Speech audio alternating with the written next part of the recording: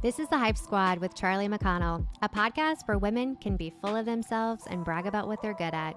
Each week, we're going to bring you conversations covering topics like motherhood, life, relationships, business, and everything in between, because anything is possible with your very own Hype Squad. What's up, ladies? Welcome back to the Hype Squad. I'm Charli McConnell, your host. Today, we have Bryn Daylor as our guest.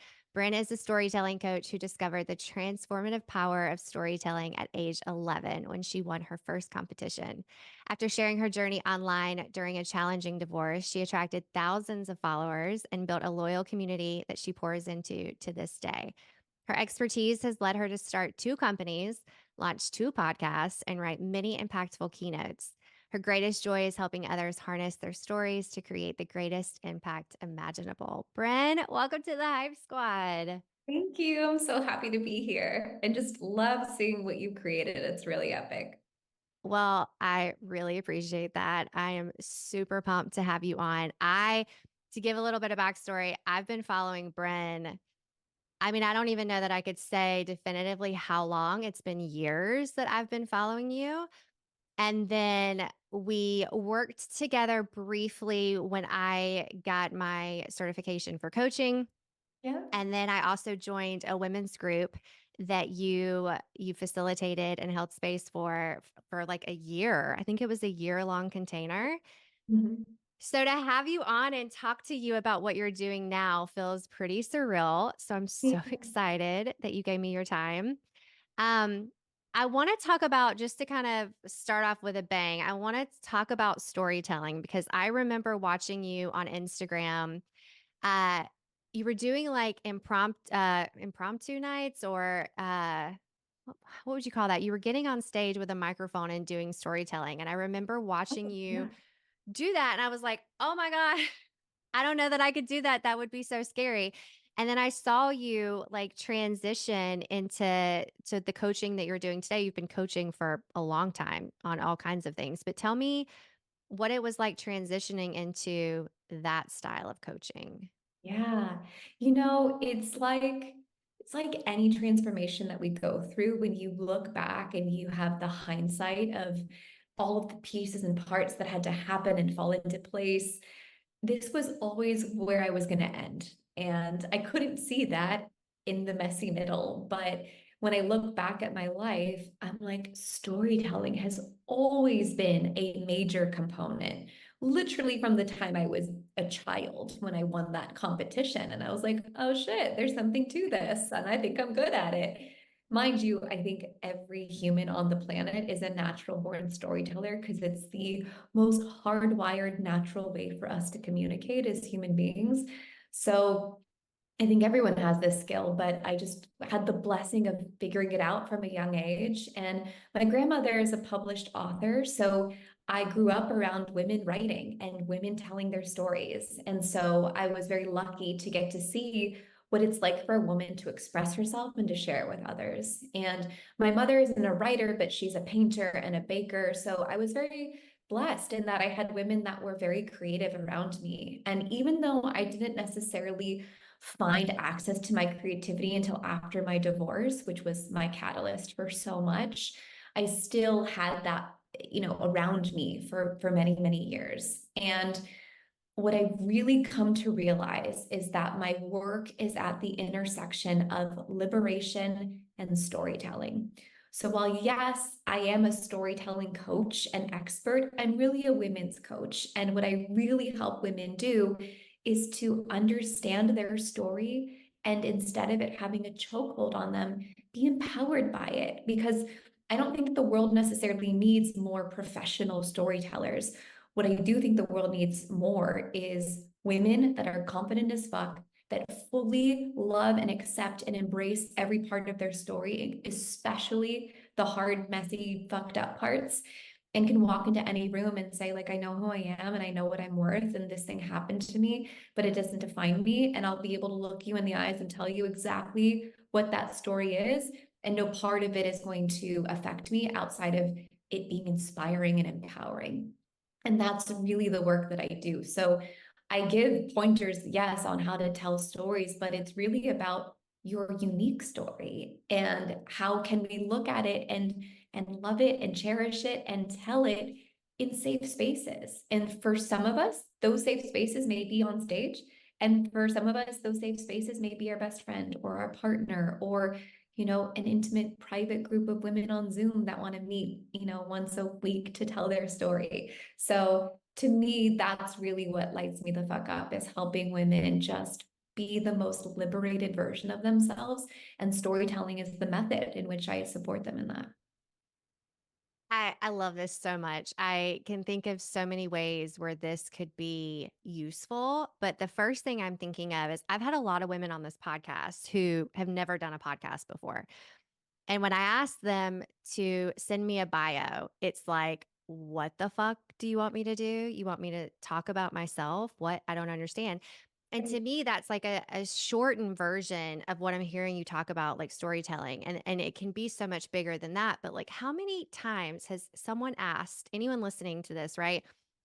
If you're not someone who goes on podcasts or has a brand or is an entrepreneur, like how many times has someone asked you your story? Like how you got to where you are, unless you're working intimately with a coach or a therapist or something like that.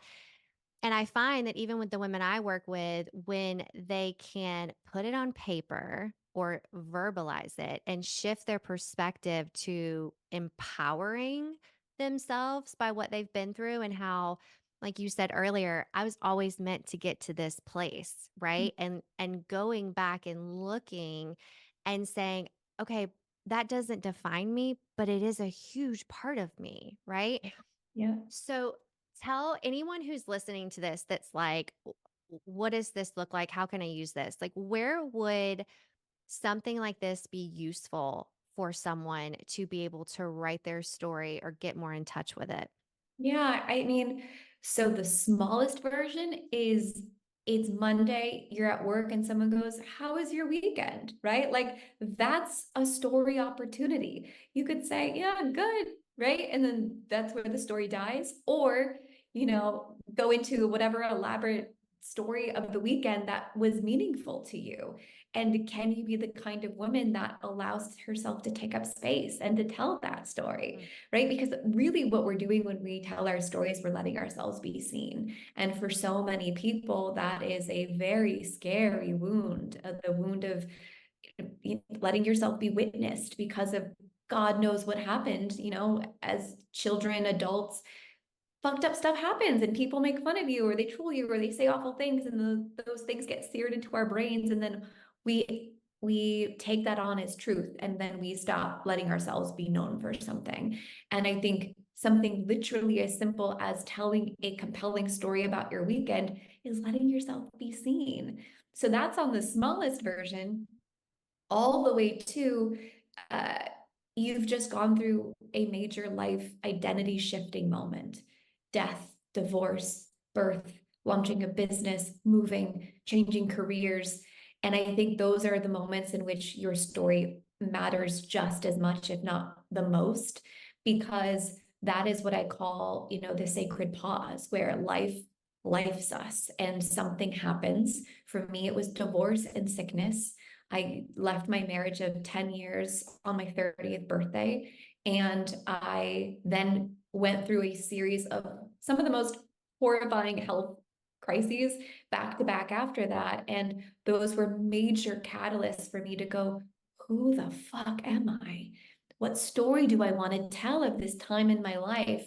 And I was very lucky. I was intentional with that chapter. I was intentional with, who's the woman I want to invent myself as? What story do I want to write and tell of this period of my life?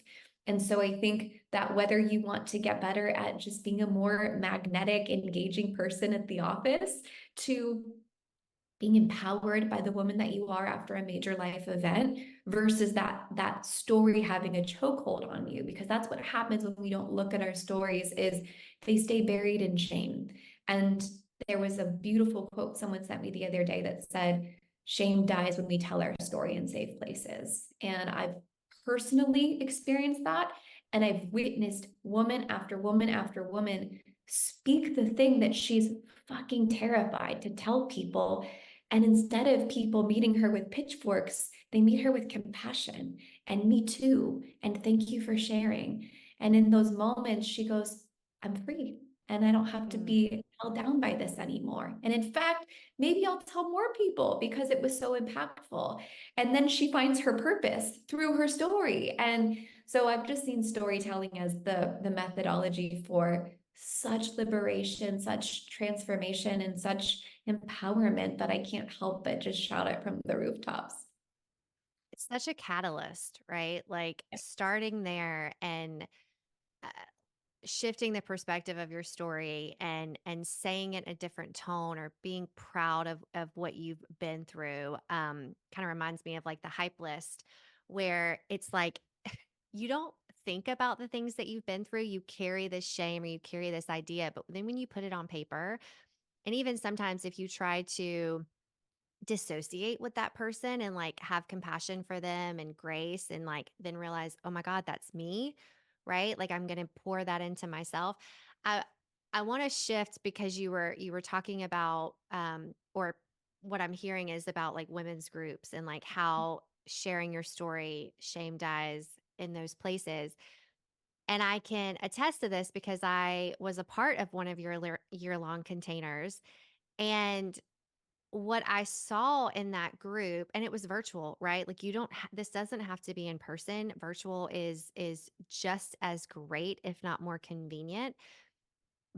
But I remember you giving prompts, writing prompts, and I remember thinking like, "Holy shit, I don't even know how I tapped into this energy." But something about being prompted and feeling safe and seen and then hearing other women sharing their versions of their stories was so impactful for me. And I think that's a huge thing. I'm not sure if you're currently doing a group container, but that shit will light you on fire if you've never done it before. Yeah. That's so cool that that's what stood out to you because I forgot that that was part of that group. That was just one of the things we probably did on one of the calls. But I ended up, so thank you for reminding me of that because I forgot that I even did that. And funny enough, I have a group now called Telling Together. And it's women that meet once a month. Anyone can join, mind you. It's not an ongoing, like year-long container for now. And we meet Thursday, 6 to 8, and we do just that for 2 hours. We write, I prompt you, you write, and then if you desire, you tell. And that's why I call it Telling Together. And what transpires in that 2 hour chunk of time is nothing short of miraculous. It's magical, it's heartfelt, it's heartbreaking, it's beautiful. I mean, women tell things they've never told anyone before. And I'm not doing that. I'm just giving like a half sentence prompt, something like, I'll never forget the moment. And then that's it. And then you're off to the races. And what it does is it accesses your subconscious and it accesses this part of you that's maybe been lying dormant that you haven't been thinking.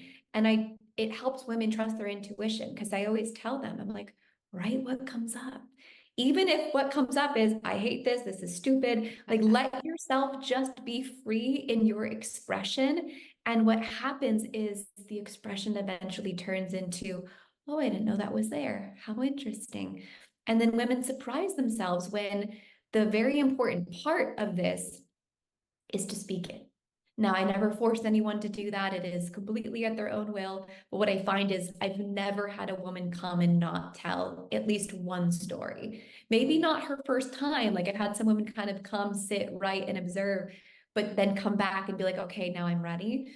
And what happens is there's a component of the telling that is so magical because you get to add your own emotion, you get to add your own tone, you get choked up by this one sentence and don't even realize that it's such an emotional part, and it teaches you about yourself. And then because you speak it out loud, women get to witness you. And then you meet their little Zoom faces and see the compassion and the tears or the laughter. And it's healing. It's so healing. And at the end of every call, I pinch myself. I'm like, I can't believe this is the work that I do because it's just like, there's nothing I'd rather do than hear women's stories, truly. I feel like I might need to join this group because Please. I think about back to the collective that I was a part of and thinking about what you're doing now on a monthly basis. There's something really special about the accountability of knowing that there is one evening every month that I'm going to sit down and someone is going to hold space for me, or I'm at least going to hold space for myself to do this writing because I feel like I see this with myself. I see this with friends, with clients. Like everyone wants to journal, everyone wants to write more, everyone wants to be more insightful or more in touch with themselves. And this the simple fact of it is we're busy. We have shit going on and it's hard to keep it in our routine, but if you have a space where someone is holding you accountable to show up and you're wanting to show up, you're paying for it or whatever it may be, that gives you that sweet little window of I'm showing up for all of these other women too because I don't want to leave them hanging, but also I signed up for this. I promised myself I was going to do this and then I have 2 hours on my calendar just to write. I can It's only so cool. imagine. And then to know that people are also doing it wherever they are at the same time as you. There's something really really special about that. I hear that you're spot on. I hear that so often that women, it's built into a lot of archetypes for women is this concept of the martyr, putting everyone Mm. first except for themselves. And the highest expression I think of women is being a creator, whether that's creating a baby or creating a book or creating a podcast or creating poetry or creating a meal. I don't care what you're fucking creating, but just create something and look each day at the creations that you're probably making every single day. And if you're not, then these are the moments that are the most important because I feel like I am dying when I'm not creating. It feels like a part of my soul gets like dimmed. I think of the pilot light on a stove. And when I stop writing and when I stop storytelling, it's like that pilot light goes off and the world becomes duller and darker. And when I am creating and I'm being seen in my creations and I'm being valued for them and lit up by other women for them or my partner or whoever it may be or myself, it's like that pilot light gets turned back on and all of a sudden life is richer and more magical and I can see the synchronicities again and I feel connected to myself and the world at a greater level because I feel like I'm doing something with my life. And it's literally as simple as writing a story down. And there's an amazing book. Have you read The Creative Act by Rick Rubin? I haven't. It's like my Bible. I love it. It's the most potent book about creativity.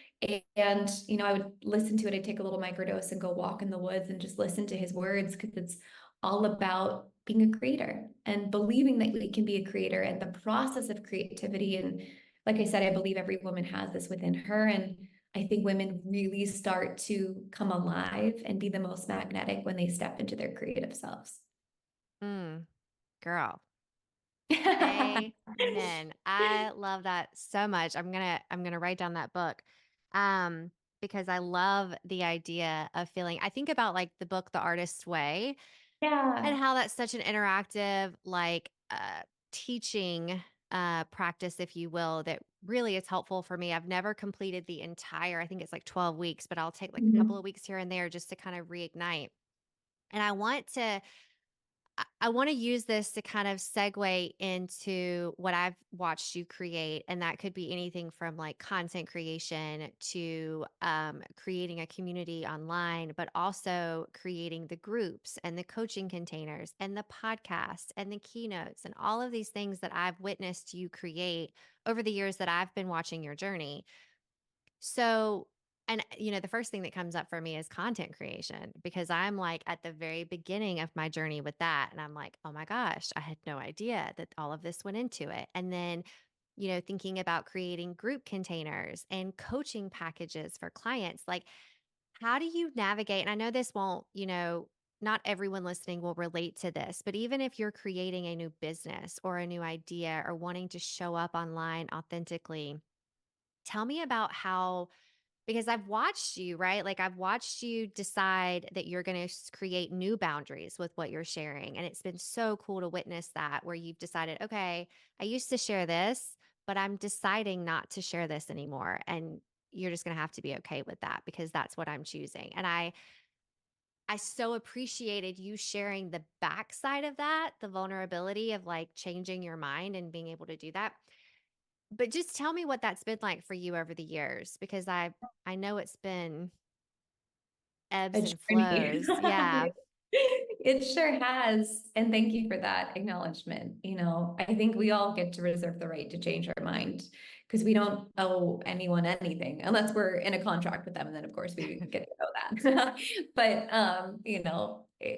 I reserve the right to change my mind. I used to share way more intimate details about my sex life and intimate life online. And that was the chapter I was in. And I did a recent post on this about the different eras that I have entered. And it was one of my most liked posts because women related to it so deeply. And I think desire that permission to just be a chameleon and change with the tides. As women, we change and evolve every 28 days, right? We're cyclical beings. Yeah. And so I think I've just been a permission slip for so many women to go, I don't want to do that anymore. And I'm like, great, don't fucking change, pivot. Let's figure out what's most alive in you. And that's actually the point that I want to drive home, which is my content always comes from my aliveness, period. I can't, and I can't stress this enough, I can't create anything that I'm not a fuck yes to. And I've tried. I've tried.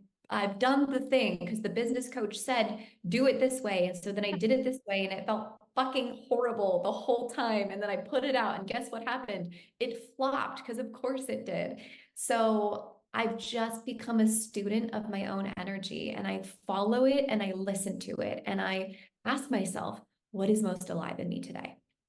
I'm not going to be the person that tells you to batch content. I'm just not. Actually, my business coach I'm currently working with says the same thing. And I'm like, bless you, because so many people will tell you the opposite. And I can't do it past a couple of days. Like, of course, I've done things for launches, a couple pieces at a time, but I'm so committed to doing what is alive. And what that simply means is what's happening in my life that I care about, that I think you're going to care about. Because if I try to extract something way from the past or that hasn't happened yet, it just doesn't hit the same way. So I'm constantly going, what about my current life feels important for me to share?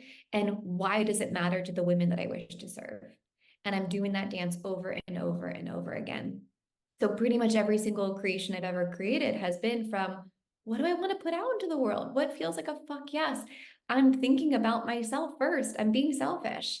And thank God it ends up hitting for a lot of women because I think when we serve ourselves first in many ways, it inherently helps to serve other people.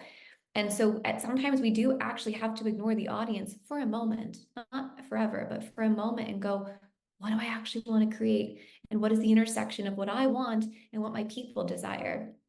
And then we put it out into the world. And that method has helped me time and time and time again to create things that I feel really proud of, that also make money and are really exciting for other women because they feel my energy and they say yes to that. And that's the way that I like to do things. I love it. I think about I have a couple of clients right now that I'm coaching to become coaches. And what I tell them all the time, I'm like, you're coaching yourself, right? Like that's what I always have to come back to is like I'm coaching myself in different chapters of my life. So like my 18-year-old clients, I'm coaching myself for what I was like in that moment because that's all I can do. I can't pretend to be somebody that I'm not because it'll never work out.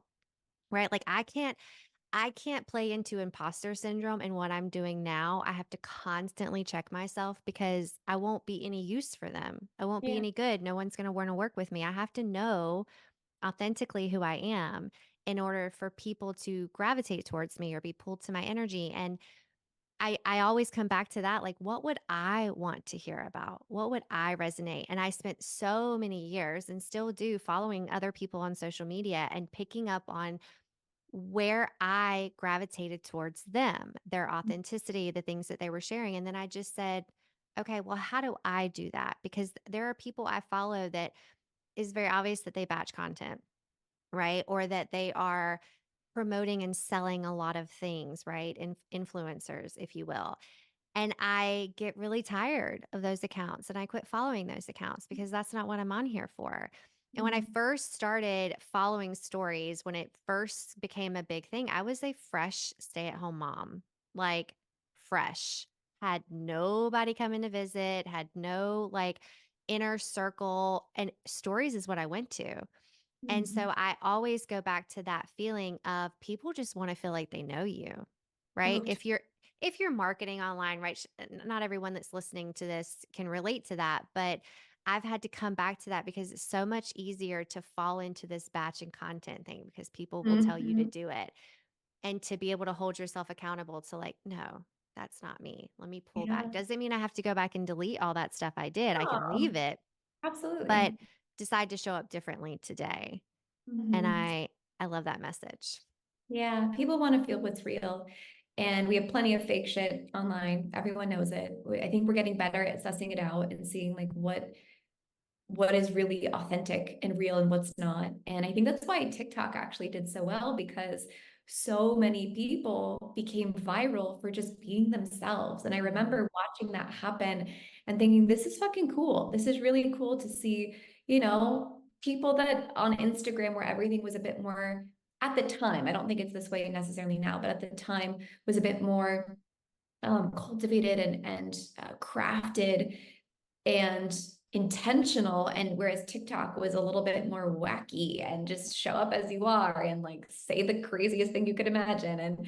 And so it was really cool to see that trend because, I'm a theater kid. I grew up as a theater kid. I've always gravitated towards the weirdos and the people that didn't feel like they fit in and a little bit dorky and intellectual. And so for me to see people on TikTok like blow up that weren't traditionally popular, I'm like, fuck yeah, more of that. Show me your weird, show me your creative edges, say the thing that you are afraid to say and see what happens.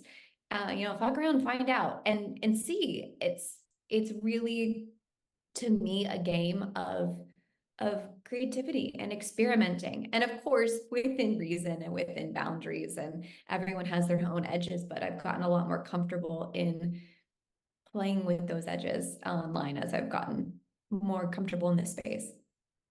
Yeah, I say to a lot of people around me, and I love that little quote, like fuck around and find out, Yeah. because I think a lot of people, whether it's wanting to show up online or starting a business or taking a big risk to start a transition in your life, like so many of us are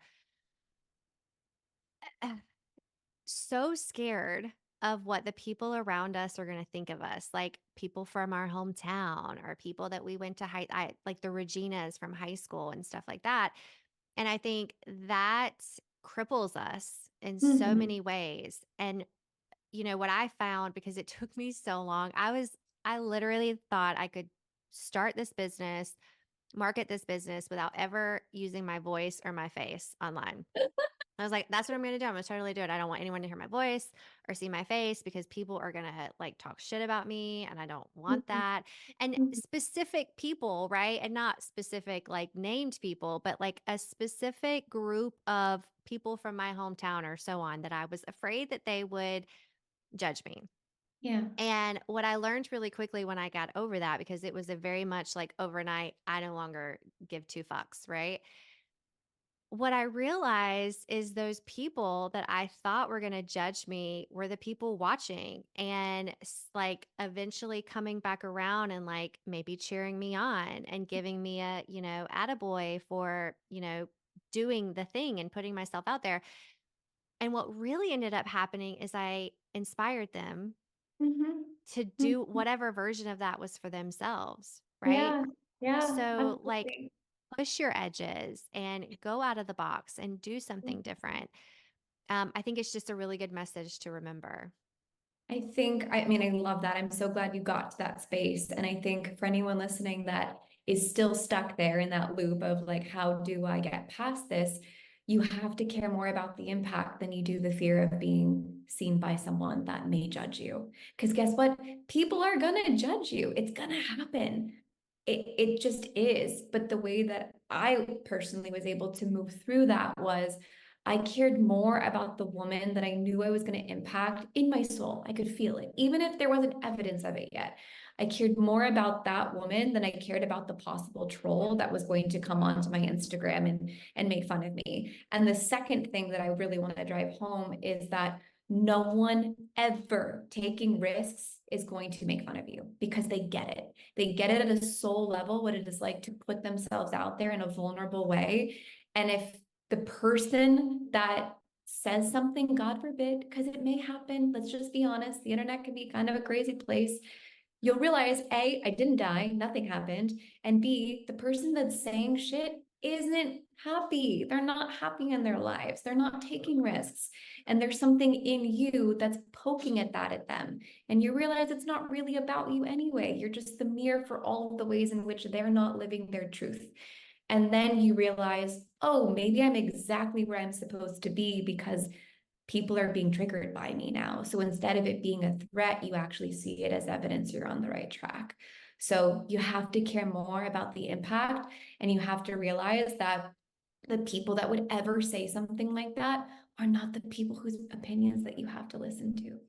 Yeah, they're beneath you for sure. Like they are not on your level as far as like where you're wanting to be in life. And the people that you're speaking to, you're doing it for them, right? You're not doing it for the haters. You're doing it for the ideal client you're trying to reach or the message you're trying to get out there. So I love that.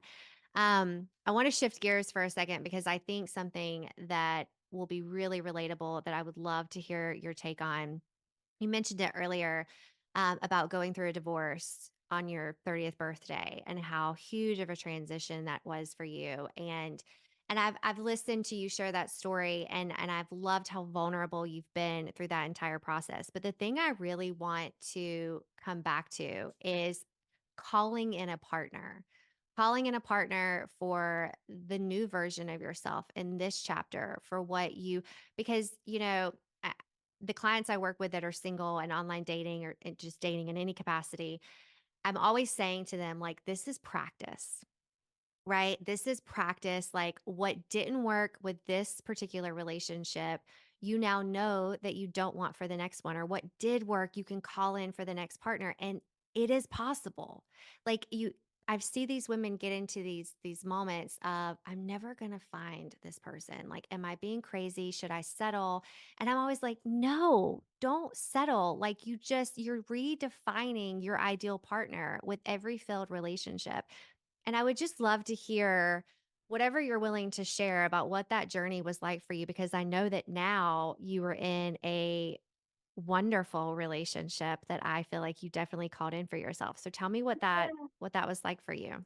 Okay, calling in partner. So, uh, where do I want to start? I think the most important thing that comes to mind when I think about this act or idea of calling someone in is actually taking the focus off of that person altogether.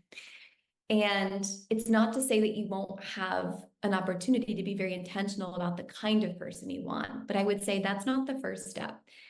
To me, the first step, and this, I can't take credit for this came to me from a very wise love coach named Annie Lala, who has been just the most incredible mentor to me in my journey to love and intimacy. And she said to me, if you want to find love, then you have to work on being the most magnetic, magical, expansive version of yourself, being the kind of partner that when someone sees you goes, oh my God, how could I not choose to be with this person? And the times where I was the most hungry for love were actually the times that I really needed to turn that energy back around and look at the parts of my life that were still not ready for partnership. And I didn't want to admit that to myself back then. I just wanted him to come, and it was a true like hunger for this person. But what I would do is every time I would notice I was getting into those spirals of that like codependency, need this person to come now. If I turned the energy back around and focused on building my life, for one, it helped me to release that chokehold, that fear of like, what if they never come and I need to go out and be searching for them? And the other piece was it helped me to distract myself and to focus on things I actually loved so that I wasn't out seeking, searching, claws out, ready to just like sink my teeth into this person. Because there were times where it felt that way. Because we all want love. Who doesn't? There's no shame in that. It's the most magical, beautiful thing in the entire world. So I would say first and foremost is be really honest with yourself and say, is my life currently the version that I would be a fuck yes to inviting a partner into? Would they be elated to join me in this life that I've created for myself? And if the answer is anything other than a resounding yes, then you get to clean up and you get to look at what are the different buckets in which my life could use a tune up. Is it your community? Like, do you really feel like you have a solid group of women in your life that you would be so grateful to show to a partner, and that you feel you have a life outside of your partner, your career? And it's not to say, I want to caveat before I keep going, you don't have to be perfect to find love. I don't want that to ever be the message that's taken from this. But it is about, if you want to attract the most incredible person on the planet for you, right? Because perfection doesn't exist, but the person for you, you must be willing to create that incredible life for yourself, because you're going to meet your energetic match every single time. So when I look back to the men that I attracted that were leaky in their sexual energy or emotionally unavailable, there was a part of me that wasn't ready yet to bring my guy in.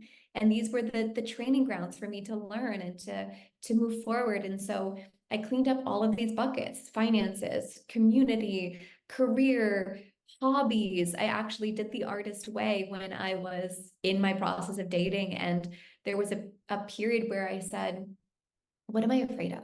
Like, if I'm really honest with myself, like, what is my worst case scenario? And I had to face the part of me that was afraid that I would never find him, and really, really let myself be with that possibility.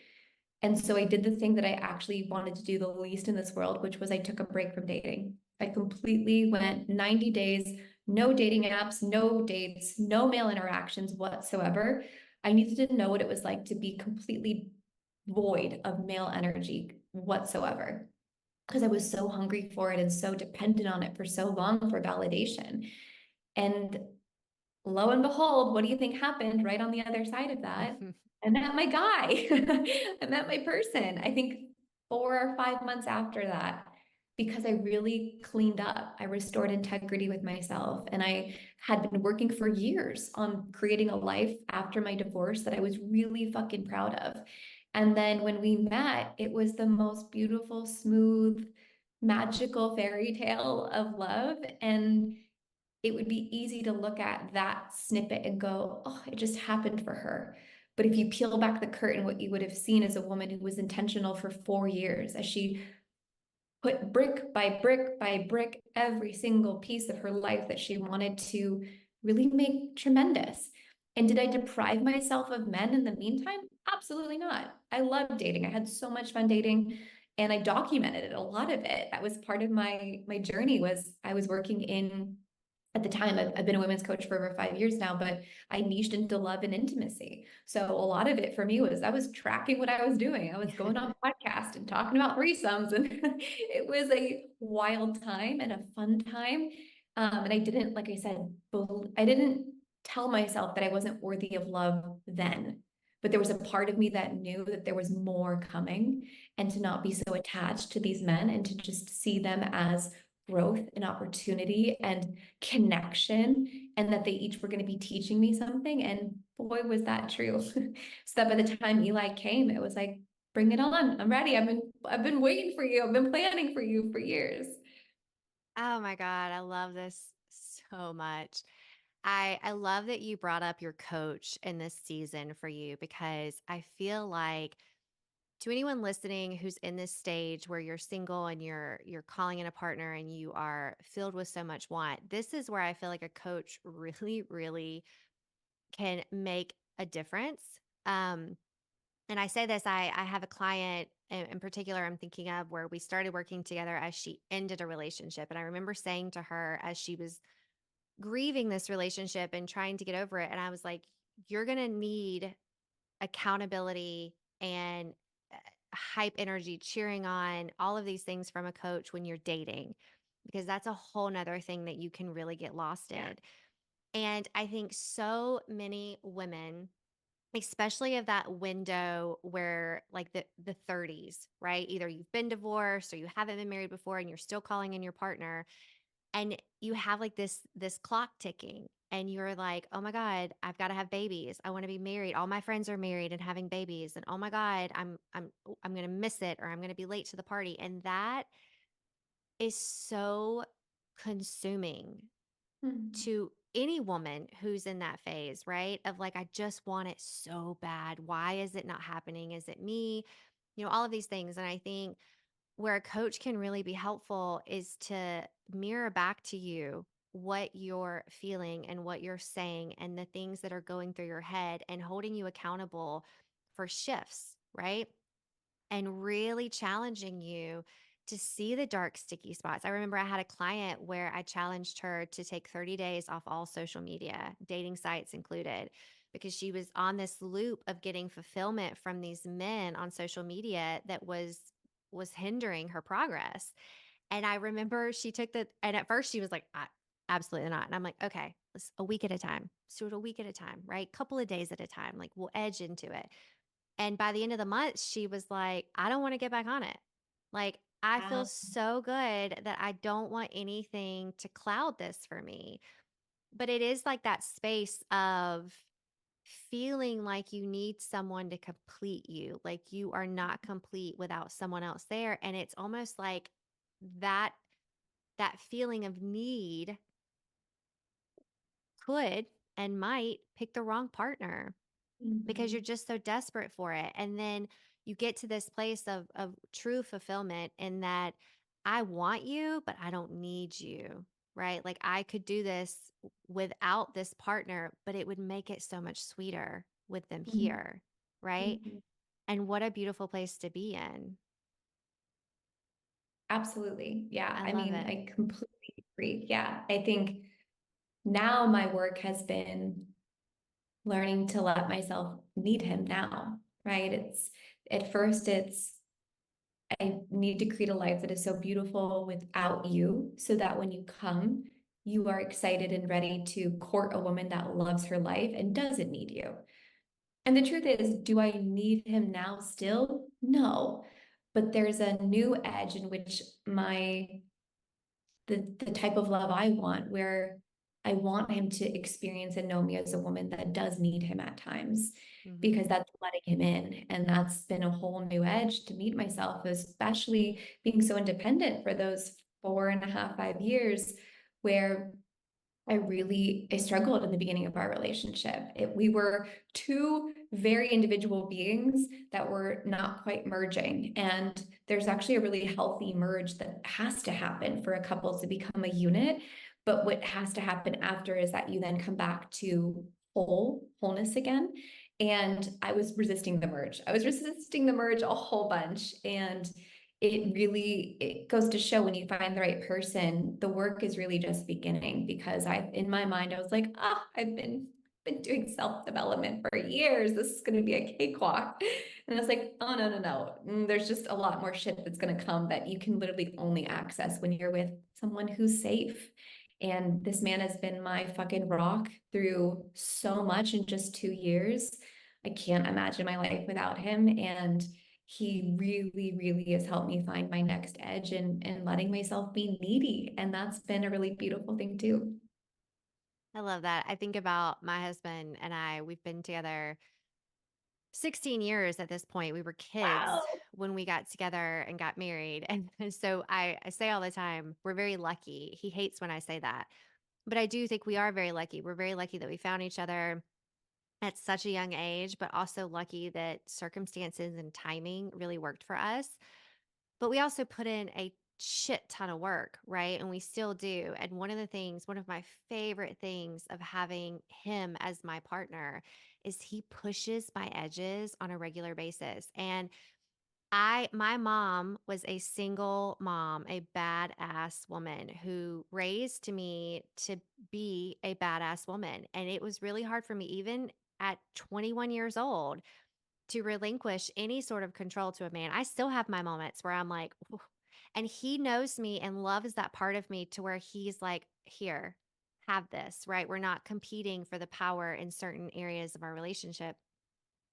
But I also think having a partner once you can, like you saying that needing him, it really landed for me because Colby pushes my edges. He challenges me where if I was with a partner who didn't challenge me, I would never be here.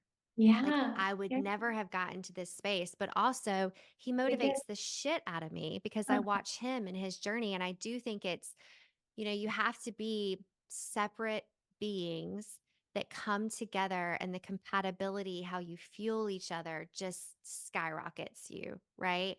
But it takes like for me and the luck part, right? Like most women don't get to that place in their life until they've gone through all of these different journeys, single or otherwise. And I was given a space by my partner to be able to have that sort of development inside of our partnership, right? Like him giving me the space to do that for myself. And I think that's the luck, right? But now you can actually identify, oh, this is the person who's going to do this for me. And now it starts here, right? Mhm. I think it's Absolutely. such a beautiful thing. It's the best. I mean, I do feel very lucky. So I love, love, love hearing about your partnership and what he's done. I think it was a beautiful way to put it of, I too value pushing edges. I think that's something we definitely have in common. And I mean, I think to be in entrepreneurship, you have to be a little bit masochistic, right? You have to be a little bit willing to put yourself out there because I always joke like the biggest personal development on steroids is dating and entrepreneurship. It's like if Mm. you want to learn something about yourself, go on a date or start a business, and both will challenge you in ways that you had no idea were even sitting under the surface. So I think it's so special that you guys have that. Well, thanks. It was cool to share that, but it definitely that's what came up for me when I was hearing you say that.